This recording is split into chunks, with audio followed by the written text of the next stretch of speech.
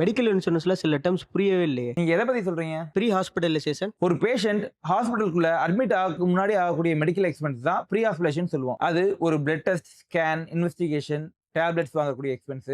ஏன் டாக்டரோட consultation fee கூட ப்ரீ ஹாஸ்பிடலேஷன்ல வந்துரும். போஸ்ட் ஹாஸ்பிடலைசேஷன்.